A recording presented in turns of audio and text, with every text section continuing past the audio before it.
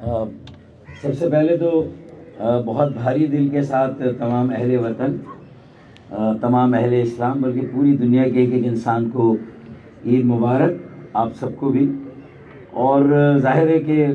کامران ٹیسوری بھائی نے یہ پس منظر تو بتا دیا کہ آج ہم عید اتنی سادگی سے کیوں منا رہے ہیں، کیونکہ ماحول بہت سوگوار ہے،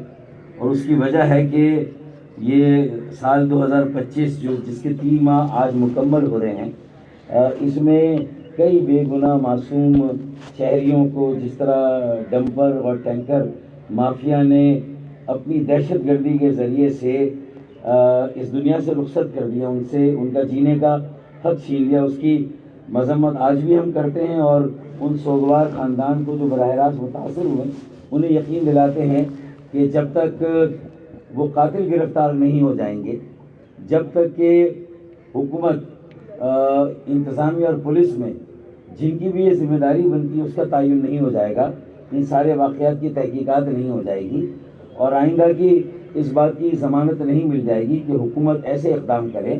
کہ جس سے کہ آئندہ ایسے حادثات رونما پذیر نہ ہو۔ اس میں بہت ساری باتیں، آج خیر تفصیل کا وقت نہیں ہے، پھر کسی موقع پر، اور بہت سارے اور ایسے اقدام ہیں جن کے نتیجے میں خاص طور پر سندھ کے شہروں میں ایک بے چینی ہے اور ایک اضطراب ہے، اس کو بھی اب ایڈریس کرنے کی ضرورت ہے، اور اس طرف بھی توجہ دینے کی ضرورت ہے۔ کراچی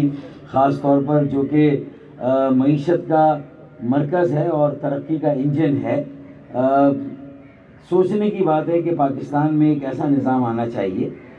جس کے ذریعے سے صحیح، حقیقی اور ایک شمولیتی شرکتی جمہوریت قائم ہو۔ یہ میں عید کے موقع پر اس لیے کہہ رہا ہوں کہ آئندہ یہ جو ہم واقعات دیکھتے ہیں، سانحات دیکھتے ہیں،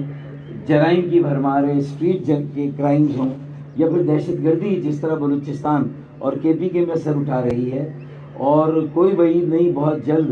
یہاں پر بھی ایسے سلیپر سیلز موجود ہیں، ہو سکتے ہیں وہ کل کلا کو کراچی میں بھی ایسی کسی واردات کا ارتکاب کر سکتے ہیں، اور یہاں بھی بے گناہ، اللہ نہ کرے، جانوں کا مزید اتلاف ہو اور وہ ضائع ہوں، تو اس کی طرف توجہ رکھنے کی ضرورت ہے، نظر رکھنے کی ضرورت ہے، حکومت کو اپنی ذمہ داریاں پوری کرنے کی ضرورت ہے، اور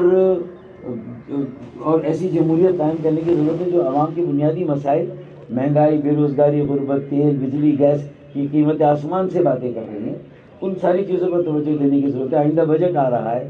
لوگوں کو کچھ یقین دہانی کرائی جائے، ان کو کوئی امید دلائی جائے کہ بھئی کچھ آگے ہم کرنے جا رہے ہیں، ہم کوئی ایسا اقدام کریں گے جس سے کہ لوگوں کی زندگی آسان ہو۔ جو پانی کا منصوبہ ہے وہ اگلے سال مکمل ہونا چاہیے کراچی کا، K4 26 کروڑ گیلن اضافی ہمیں پانی ملنا چاہیے۔ بجلی کے نرخوں میں کہا جا رہا ہے کمی ہوگی، کم از کم 10 روپے فی یونٹ کمی ہونی چاہیے۔ ہم پختہ سڑکیں بنائیں گے اگر پیپلز پارٹی کے دوست وزیر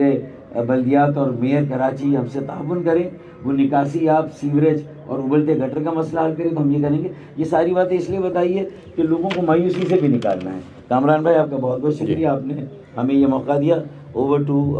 ایک بار پھر آپ کو عید مبارک۔ خالد مقبول بھائی۔